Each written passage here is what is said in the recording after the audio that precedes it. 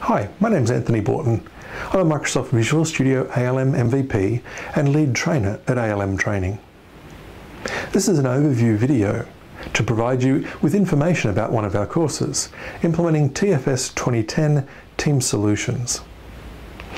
This is a 5-day course. It's most frequently delivered on-site for organizations that are adopting Team Foundation Server for the first time. The audience for the full 5-day course is made up of our project managers, business analysts, TFS administration and support staff, developers, testers, QA staff, even our designers, or anyone that is really going to use the TFS server. Our prerequisites, well, ideally you will have had some exposure to Team Foundation Server or TFS in the past, but that's not technically a requirement. The format of the course is instructor-led training, and at the end of most modules, there are hands-on labs and exercises designed to reinforce the key concepts the instructor has covered during that module. Let's take a look at the breakdown of the 5 days.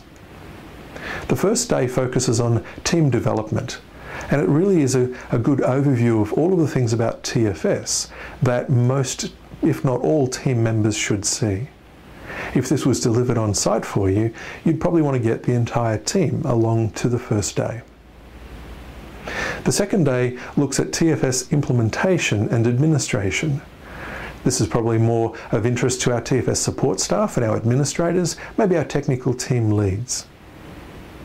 Day 3 is managing and monitoring TFS projects, a day of most interest to project managers, business analysts, team leaders. Day 4 is really then for our developers. We have a look at agile development with TFS. And then we round out the course on the 5th day with information for our testers and QA engineers. So I want to have a closer look at each of those days, starting with day 1, team development. It starts with an introduction and overview of Visual Studio ALM, what TFS is and what it brings and offers to your development team and to your broader organization. We want to introduce work item tracking and the benefits that it provides. Work item queries, creating work items, and so forth are covered in this module. We want to understand process templates, understand the importance of selecting the right process template for how your organization builds or wants to build software. We then go through each of the many clients that are able to talk and communicate back to TFS. And we finish off with a look at the project portal and our dashboard. We find how we can go and store project artifacts in our document libraries, and we can then link those to work items to provide good traceability and make sure that all team members can find the relevant information quickly and easily. Day 2 introduces TFS administration and configuration. We want to have a look at planning the deployment of our TFS 2010 environment, walk through installation and configuration of TFS and its prerequisites. We'll look at performing basic troubleshooting and maintenance on the TFS server, how we can create a backup plan for our TFS infrastructure, and from an administrative perspective, then understanding team projects and team project collections. Day 3 looks at managing and monitoring TFS projects. You'll recall that this is primarily for our business analysts, project managers, and team leaders. We go through initiating a new team project in TFS. We will look at requirements management, how we can gather those requirements and store them in a logical and easy to understand way in TFS as work items. We want to understand managing work and maintaining quality and visibility of quality across the lifetime of the project. And we'll have a look at leveraging bidirectional traceability. That is, I want to be able to look at a line of code and find out why that line was there, who put it there and when, and what's changed about that line since it was written. And I can do this quickly and easily, mapping a line of code all the way back up to the particular requirement, the bug or the feature request that led to that line being written. Conversely, I want to work the other way. I want to be able to look at a requirement, a change request, or some such thing, and then find out exactly what it took to implement that feature in our product.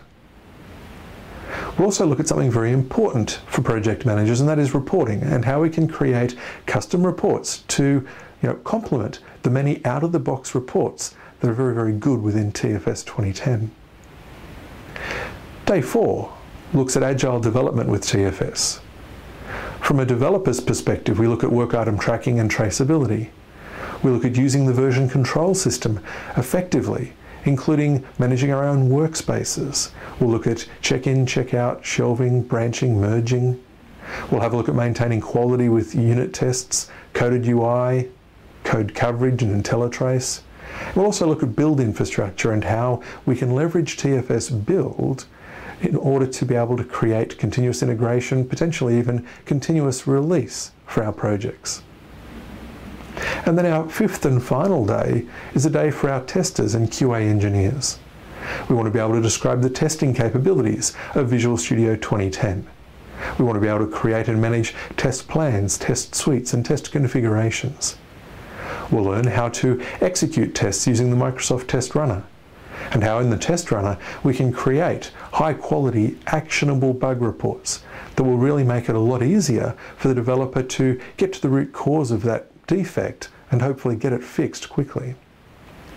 We finish off with a look at the benefits of lab management.